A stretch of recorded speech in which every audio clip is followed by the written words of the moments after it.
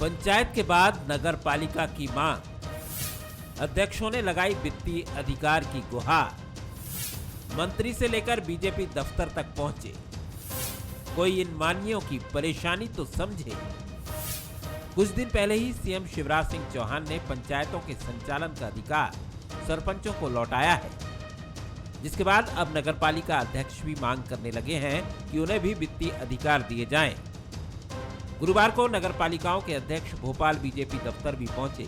इतना ही नहीं, नगरीय प्रशासन मंत्री भूपेंद्र सिंह से भी अधिकार बरकरार रखने की मांग की। हम लोग भी चाहते हैं कि माननीय मुख्यमंत्री जी, माननीय हमारे प्रदेश अध्यक्ष जी और माननीय संगठन के सभी लोगों से निवेदन करने आए हैं कि आप लोग हम लोगों को भी चार्ज दें, जिससे हम भी आपके कार्यकर्ता हैं और जनता के बीच जाकर हम लोग भी जनसेवा कर सकें।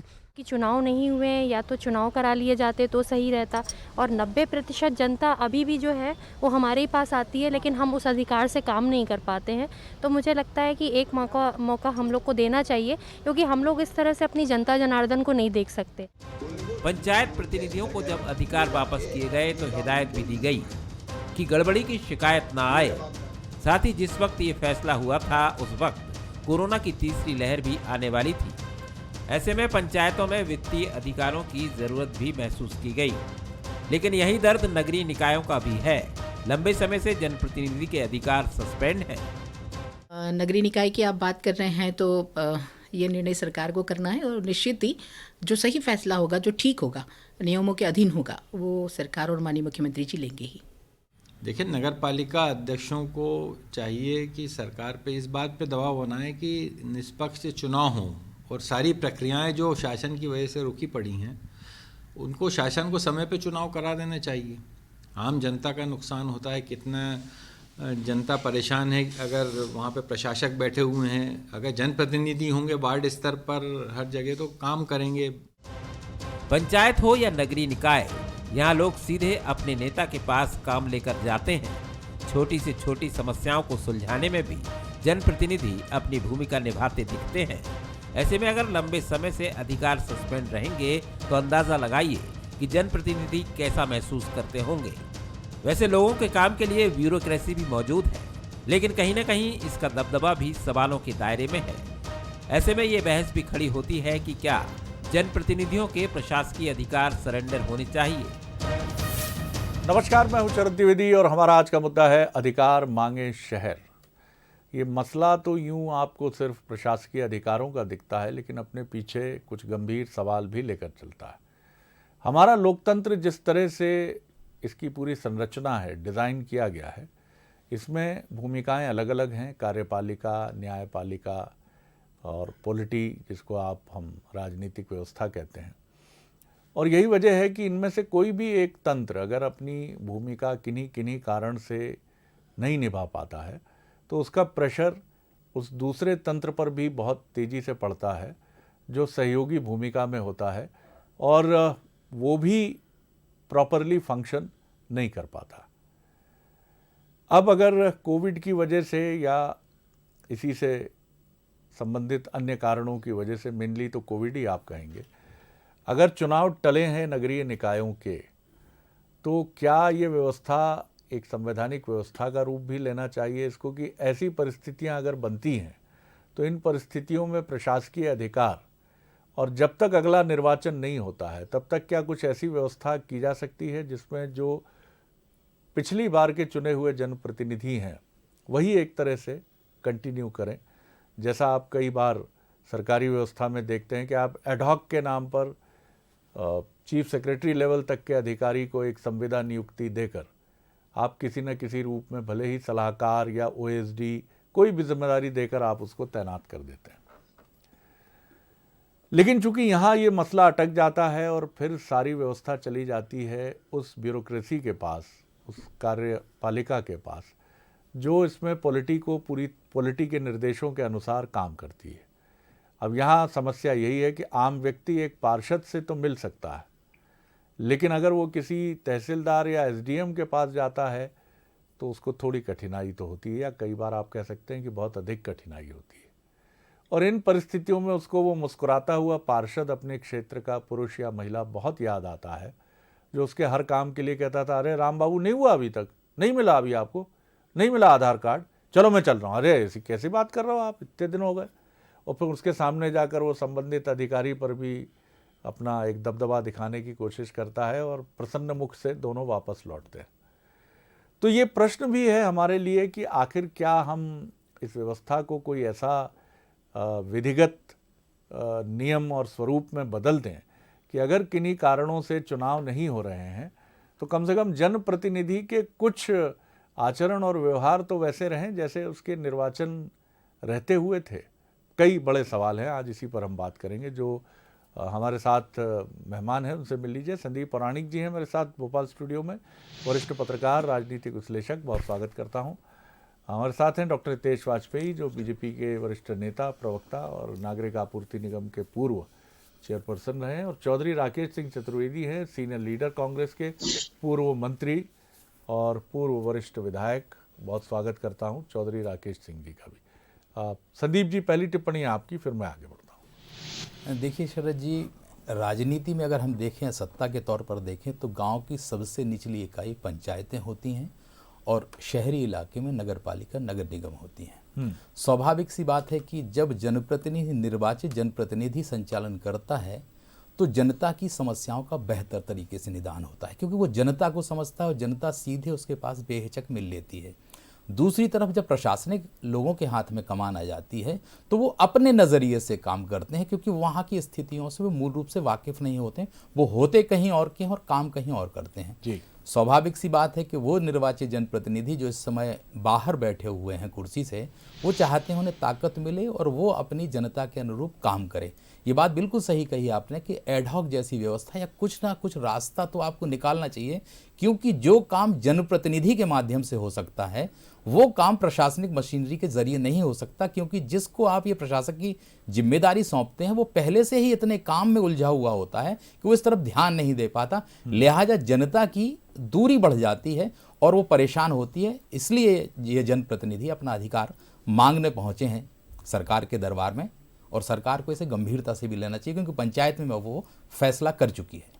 डॉक्टर हितेश वाजपेयी, ये बहुत अच्छी बात कही और मैं तो सहमत हूँ इस बात से, और सरकार भी सहमत है इस बात से। और मुझे लगता है कि जिन कारणों की वजह से स्थिति बनी है, शरद जी आपने भी इशारा किया है, उन कारणों में जैसी शिथिलता कोई आती है तो चुनाव अवश्यंभावी है, होने ही है। और हम लोग तो पंचायत चुनाव के लिए भी कैलेंडर बना के आगे बढ़ गए थे। आपको ध्यान हो 6 फरवरी को पहली मतदान होना था, लेकिन हम कांग्रेस की वजह से सारा सत्यानाश हुआ। हम लोग जानते हैं इस बात को, जिसको अभी तक भुगत रहे हैं। हमारा नेक्स्ट कैलेंडर नगरीय निकाय का ही था, और मुझे पूरी उम्मीद है कि आने वाले विधानसभा सत्र के दौरान सरकार इसमें एक निर्णायक भूमिका में आगे निकल कर आएगी। और जनप्रतिनिधियों का कोई भी विकल्प नहीं होता लोकतंत्र में, कोई विकल्प नहीं होता। आप चाहे इधर से व्याख्या कर लें, चाहे उधर से कर लें, और इसीलिए जनप्रतिनिधियों का प्रावधान किया गया है, चाहे ग्राम सभा स्तर पे हो, चाहे नगर पालिका पंचायत पर हो, चाहे विधानसभा या संसद के स्तर पर हो। और इसलिए मुझे लगता है कि, और मुझे तो आज बहुत अच्छा लगा शरद जी आपने जो व्याख्या करी जनप्रतिनिधि की, कि साहब उसका 2 बजे भी आप दरवाज़ा खटखटा सकते हो, वो पूछ तो लेता है। सर आपने जो शब्दों से सम्मान दिया है, मैं और चौधरी साहब दोनों आपके बहुत आभारी हैं, नहीं तो खूब गालियाँ खाते हैं साहब सुबह से शाम तक हम। तो बहुत अच्छी बात है साहब, लोकतंत्र की आस्था वाकई में जनप्रतिनिधियों में ही है। और यही कारण है कि सबसे पहले जो एक विवादित विषय था, लंबित विषय था ग्राम सभा का, उसको माननीय मुख्यमंत्री जी ने एड्रेस किया।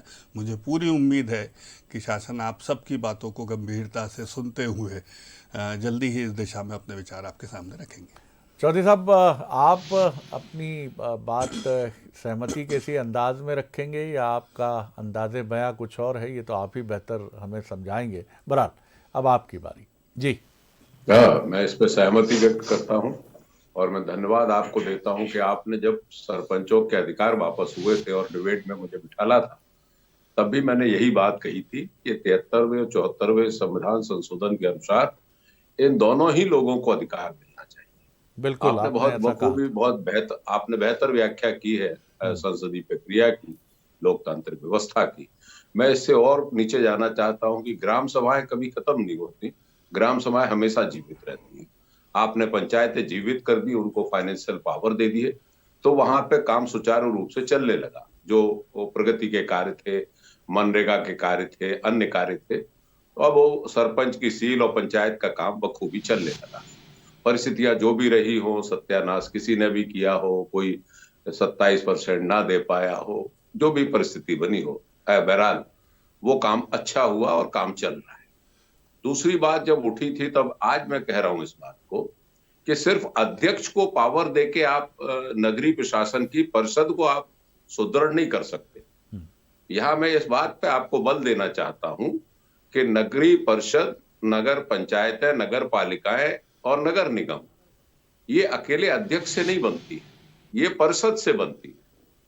और जब तक परिषद पूरी बहाल नहीं होगी, जब तक वो पार्षद बहाल नहीं होगा नगर निगम का, जब तक नगर पंचायत का पार्षद बहाल नहीं होगा, तब तक वो मुकम्मल अपना मुकम्मल स्थान नहीं ले पाएगा। तो मैं इसमें ये बात जोड़ना चाहता हूं कि जब तक चुनाव नहीं हो और नगरों की व्यवस्था, जैसे आपने खुद कहा, उदाहरण देके आपने बहुत प्रस्तुतिकरण बहुत बेहतर किया है कि आदमी जनप्रतिनिधि पे अपना अधिकार समझता है और वो जैसे भ्रष्टाचार बहुत जगह व्याप्त है, चाहे पटवारी हो, चाहे तहसीलदार हो, चाहे कहीं हो, चाहे नगर पालिकाएं हो, तो एक छोटा सा एक रोशनी दिखती है जनप्रतिनिधि, उसके सहारे जाकर वो अपने छोटे मोटे काम करा सकता है गरीब आदमी।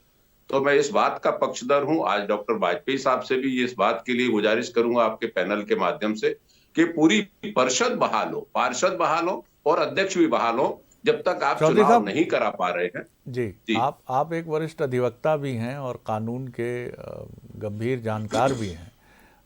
वैधानिक दृष्टि से अगर आप देखते हैं तो क्या ये कहीं कोई चुनौती नहीं बनेगा हमारे संवैधानिक ढांचे के भीतर की तमाम पार्षद और परिषद भी उसी रूप में बहाल हो जैसे अध्यक्षों के प्रशासकीय अधिकार का मसला उठा है? द्विवेदी साहब, मैंने पहले ही अपनी व्याख्या में ये कहा कि नगर परिषद है वो जी, काउंसिल है वो, और काउंसिल एक व्यक्ति से नहीं बनेगी। फिर तो वही रहेगा कि जैसे आपने यहाँ प्रशासक बिठा दिया है, तहसीलदार या एसडीएम, ऐसे ही आप किसी को अध्यक्ष बिठा देंगे, वो निरंकुश होकर काम करेगा फिर। और जब परिषद होगी पूरी तो वो बंधन में रहेगा। मैं एक बात और उदाहरण आपको देना चाहता हूं। जब भी किसी राज्य की चुनाव, विधानसभाओं के चुनाव डिक्लेयर होते हैं तो राज्यपाल महोदय हमेशा इस बात के लिए आदेश जारी करते हैं कि फला मुख्यमंत्री का मंत्री परिषद भी तब तक कार्य करता रहेगा जब तक नया मंत्री परिषद निर्वाचित नहीं हो जाता है। तो संवैधानिक व्यवस्था में कोई आपत्ति नहीं है। मैं समझता हूं पूरी परिषद के बिना हम लोकतांत्रिक व्यवस्था में नहीं, तो फिर निरंकुश हो जाएगा वो अध्यक्ष, प्रशासक की तरह वो काम करेगा। इसलिए चुने हुए जनप्रतिनिधि उसकी नजर में रहे, परिषद पूरी काम करे। मेरी ये इंतजा है आज इस कार्यक्रम के माध्यम से।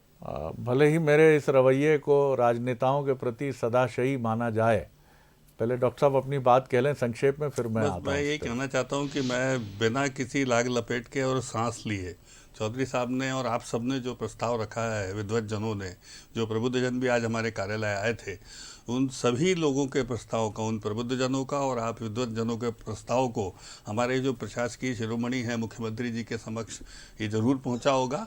और हमें पूरी उम्मीद है, मैं फिर कह रहा हूं, मतलब उनका बहुत लंबा अनुभव है शरद जी, आप तो जानते हैं बहुत अच्छे से, 2 डेकेड उनके पूरे होने आ रहे हैं और मन और दिल भी उनका बहुत बड़ा है। मुझे पूरी उम्मीद है कि जो जनभावना है पार्षद और परिषद दोनों का किस प्रकार से इसका निकल सकता है, समाधान हो सकता है, वो ज़रूर करेंगे। मैं फिर कहूँगा कि मैं गंभीरता से ये बात कर रहा हूँ, आप इसको इस रूप में मत लीजिएगा कि आज हमारा दिल जो है वो राजनेताओं के प्रति या राजनीतिक व्यवस्था के प्रति बहुत सदाशयी, उदार होने दीजिए और सौजन्यता में डूबा हुआ हमेशा ही होता है। लेकिन संदीप जी, मैं इसका दायरा और बड़ा कर रहा हूँ। एक प्रशासनिक अधिकारी या कर्मचारी जब रिटायर होता है तो उसके पुनर्वास के रास्ते खुले रहते हैं। मैं कुछ ऐसे सुपरिंटेंडेंट लेवल के ऑफिसर्स को जानता हूं जो रिटायरमेंट के बाद वो डी से कैसे बचना है, किस तरह की जांच की प्रणाली से बचना है, इसके लिए वो मध्य प्रदेश ही नहीं, वो छत्तीसगढ़, उड़ीसा, महाराष्ट्र भी बुलाए जाते हैं क्योंकि उनकी ड्राफ्टिंग बड़ी अच्छी थी। इसी तरह हम देखते हैं अखिल भारतीय सेवा के अधिकारी हों या राज्य प्रशासनिक सेवा के अधिकारी हों, उनका भी उनकी योग्यता के अनुरूप, मैं नहीं कहता कि उनके साथ कोई नाते रिश्तेदारी संबंध भी चलते हैं, लेकिन अधिकतर लोग अगर अपनी योग्यता को देखते हुए ही पुनर्वास पाते हैं, लेकिन राजनीति में ये कम है। एक पूर्व विधायक, एक पूर्व मंत्री, वो बहुत अच्छा ऑरेटर है, मंत्री के नाते उसने किसी विभाग में अद्भुत काम किया है, विधायक वो 3-4 टर्म का रहा है, जानकार भी है कानून का, लेकिन विधानसभा की कमेटियों में या फिर शासन तंत्र, अगर वो विपक्ष का विधायक है तब तो सवाल ही नहीं उठता है, और पूरे प्रशासनिक ढांचे में पूर्व राजनेताओं के लिए कोई व्यवस्था नहीं। शरद जी, कारण उसका सबसे बड़ा यह है कि पूर्व राजनेता समायोजित कर लिए जाते हैं अगर उस राजनीतिक दल के संबंधित गुट का जो ताकतवर है उससे नाता है। आप कहीं भी देख लीजिए, चाहे कांग्रेस की सरकार रही हो, चाहे बीजेपी की या दीगर दलों की, पूर्व राजनेता समायोजित हो जाते हैं, लेकिन उसमें एक बड़ी योग्यता होती है आपका किस गुट से नाता है। क्या वो गुट सत्ता में हिस्सेदार है, उसके पास सरकार की कमान है, तो वो समायोजित हो जाएगा। अगर कोई ऐसी व्यवस्था लागू की जाए कि योग्यता के आधार पर, क्योंकि मुझे लगता है कि राजनीति में बड़ा पैमाना है चुनाव जीतना, वोट हासिल करना, उसी के आधार, तो सब गड़बड़ कर दिया सर जी। उसी के आधार पर ये सारी चीजें चलती हैं। और मुझे लगता है कि अगर ऐसी कोई व्यवस्था लगती है कि वाकई में कोई एक योग्य विधायक है, उसकी योग्यता सामने रही है उसके कार्यकाल में, तो उसे कहीं ना कहीं समायोजित किया जाना चाहिए। उससे उस प्रदेश को, उस प्रदेश की जनता को लाभ मिलता है, लेकिन राजनीति में वर्तमान दौर में ऐसा दिखता नहीं है। और डॉक्टर साहब, यही प्रश्न है कि अगर पूर्व एचआरडी मिनिस्टर जोशी जी हैं और अब वो अपनी आयु और तमाम कारणों से वो किनारे हैं, लेकिन जो भी नवागत एचआरडी मिनिस्टर है या कुछ भी शिक्षा के लिए कोई ढांचागत हम व्यवस्था करने जा रहे हैं, तो कोई कमेटी बने तो घोषित तौर पर वो भी उसमें शामिल होने चाहिए। देखिए शरद जी, मुझे लगता है आप सबकी बातें मैं खैर उस स्तर पे चर्चा नहीं कर सकता जिस स्तर पे आप ले गए हैं, पर इतना ज़रूर कहूँगा कि पॉलिटिकल सिस्टम को बहुत अच्छे से डिज़ाइन किया गया है, ऑल ओवर वर्ल्ड डिज़ाइन किया गया है कि साहब आप 5 साल के लिए, 3 से जो भी समय उनका तय है उस समय के लिए आइए और उतने समय फिर से परफॉर्म करिए and go back to the public, और आप रीवेरीफाई होकर आइए, रीसर्टिफाई होकर आइए। ये नहीं कि साहब आप एक बार चुन लिए गए तो फिर वो बैठे बैठे दिन बदलेंगे, इसके भरोसे मत रहना। तो ये साहब देखो क्या होता है, मैं जैसे all India institute medical sciences में था, एक छोटा सा उदाहरण बहुत तेज़ी से देता हूँ। वहाँ पर सर 60% जो स्टाफ रहता था संविदा पे रहता था, चाहे वो प्रोफेसर्स हो, और 40% परमानेंट होता था, जिसमें से उन्हीं में से चुना जाता था जिनके संविदा के 3 टर्म हो जाते थे सक्सेसफुल, कि 3 टर्म तक आप लोग अच्छे रैंकिंग रही है, तो उनमें से वो एब्जॉर्व कर लिया जाते थे एज ए परमानेंट स्टाफ। वहाँ इतना अनुशासित तरीके, मैंने उसके लाभ देखे हैं। तो मुझे ऐसा लगता है जिन्होंने डिज़ाइन किया है electoral democracy form of governance, उन्होंने बहुत खूबसूरती से इसको तय किया है। और इसलिए मैं तो समझता हूँ सर हर 5 साल में हर जनप्रतिनिधियों को जाने का सिस्टम बहुत अच्छा है, इसको बने रहने दीजिए। ये जो 36 साल वाला सिस्टम है प्रशासकीय अधिकारियों वाला, ये साहब आपको मुबारक हो, कई बार हमको उसके बिल भी देने पड़ते हैं। नहीं, बिल्कुल ठीक है, लेकिन यहाँ बात सिर्फ योग्यता का लाभ उठाने की है, वेतन और सुविधाओं की, बल्कि मैं तो ये भी कहता हूँ let it be approved by the, आपके आचरण, आपके काम और उन कामों को लेकर जनता आपको पसंद करे और अप्रूव करे।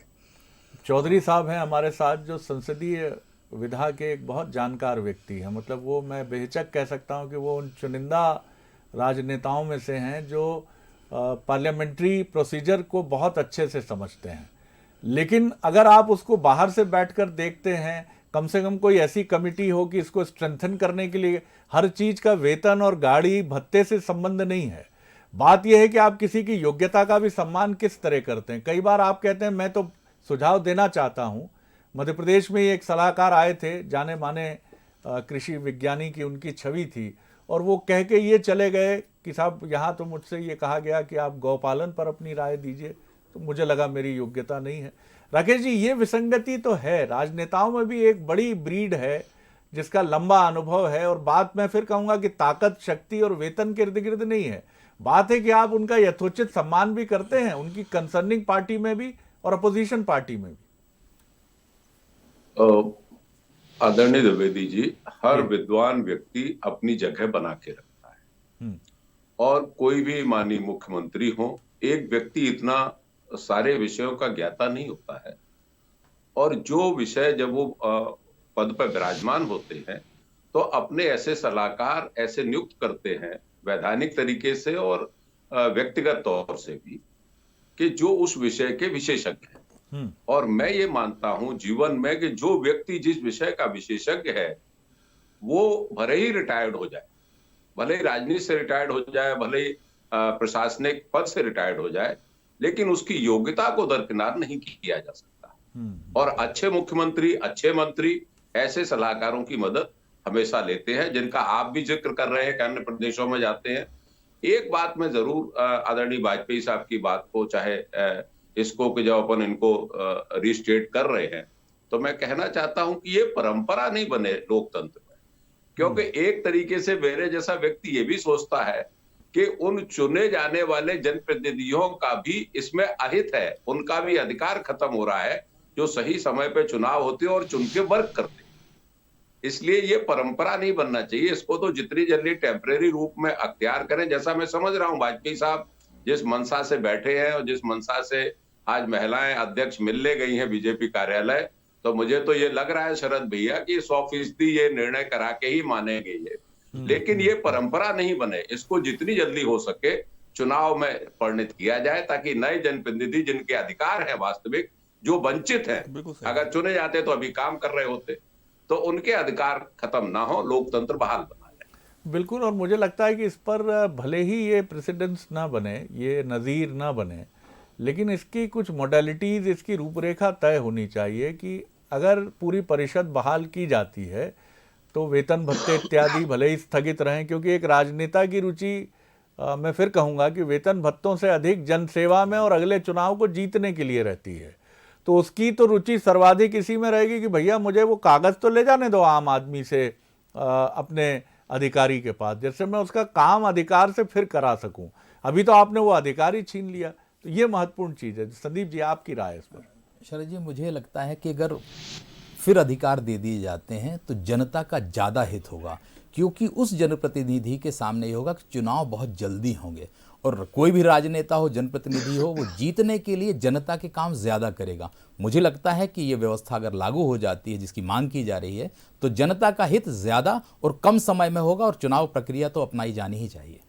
तो ईश्वर, तो ये तो हम कामना नहीं कर सकते कि ऐसी परिस्थितियां बनती रहें, लेकिन ये सही कहा आपने कि ऐसे मौक़ों पर जब आपके पास ओवर 5 बचे हैं और रन स्कोरबोर्ड पर ज़्यादा टांगने हैं, तो प्रशासकीय अधिकार मिलने पर वहाँ रन बड़ी तेज़ी से बटोरे जाएंगे। डॉक्टर वाजपेयी, देखिए क्यों नहीं, देखिए पब्लिक के लिए हम लोग काम करेंगे तो काम करेंगे तभी वोट मिलेंगे, और तब मिलना भी चाहिए।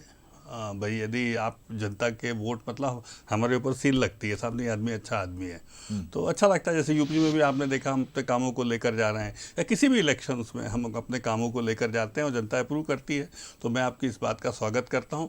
और फिर मैं आपको याद दिला दूं साहब, हम सब चर्चा किसके प्रकाश में कर रहे हैं, तो हमें ध्यान रखना चाहिए कि हम 2 डेकेड के सबसे senior most chief minister Shivraj Singh Chauhan ji के संज्ञान में ये चर्चा कर रहे हैं, आपकी जितनी भी है, और वो बहुत सक्षम और मुझे लगता है समझदार हैं इन विषयों को टेकअप करने के लिए। हमें उन पर विश्वास रखना चाहिए, और जैसा निर्णय ऑलरेडी ले चुके हैं, ग्राम सभाओं के संदर्भ में उन्होंने निर्णय लिया ही है, तो मुझे नहीं लगता है कि जनप्रतिनिधियों का कोई अल्टरनेटिव के ऊपर वो कभी विचार करते हैं। हाँ, उनकी अपनी सीमाएं हैं, उसमें करके वो आपके ही पक्ष, वो खुद जनप्रतिनिधि हैं शरद जी, तो स्वाभाविक है कि वो बहुत अच्छे से आपकी इन बातों को समझते हैं, और मुझे पूरा विश्वास अपनी सरकार के ऊपर, अपने नेता के ऊपर है कि एक अच्छा निर्णय आप लोगों के सम्मुख आएगा। आपकी कंक्लूडिंग संक्षिप्त टिप्पणी राकेश जी? मैं तो फिर वही कहूंगा कि खूब तजुर्बेकार हैं, 2 दशक के बता रहे हैं कि तजुर्बेकार हैं, लेकिन लोकतंत्र बहाल रहे, बार बार निर्णय बदले नहीं, और जल्दी से जल्दी चुनाव कराएं। ये टेम्परेरी व्यवस्था रखें, और चुनाव से अगर दूर भागेंगे और ये रेवड़ी बांटने का काम करेंगे, तो मैं समझता हूं लोकतांत्रिक व्यवस्था को क्षति पहुंचाना। तो चलिए, आज का तो पूरा कार्यक्रम राजनेताओं को ही समर्पित रहा और उनके सदाशयी भाव की तरफ ही गया। तो ठीक बात है कि ये कोई नज़ीर ना बने, लेकिन राजनेताओं की ताकत जो है, ख़ासतौर से समाज के कमज़ोर वंचित वर्ग के प्रतिनिधित्व की, वो उस ताकत की मशाल हमेशा जलती रहे, ये कामना हमेशा होनी चाहिए। और राजनेता के उस दर्द को भी थोड़ा बहुत समझने की कोशिश करनी चाहिए जो उसके चमकते चेहरे के पीछे छिपा होता है। और ये हर चमकते हुए चेहरे के पीछे की कहानी है, जैसे चिराग तले अंधेरा हम कहते हैं। बहुत तकलीफ़ उठाता है साहब एक राजनेता वो अकेला चलता है, दुश्मनों की एक फौज तैयार करता चलता है। आज आपने सबसे छोटे टीयर पार्षद के कद को बहुत मजबूती से आपने शरद जी भोपाल में बैठे बैठे रखा है, मुझे बहुत अच्छा लगा। बिल्कुल सर, बहुत शुक्रिया आपका। और एक शेर आपको और चौधरी साहब को नज़र करते हुए मैं बात ख़त्म करूंगा कि राजनेताओं को ही समर्पित है, उनकी बिरादरी को अगर आप विनम्रता से चाहें तो हम लोगों को भी कहीं देख लीजिएगा। उसके दुश्मन हैं बहुत, आदमी अच्छा होगा, मेरी तरह वो भी इस शहर में तन्हा होगा।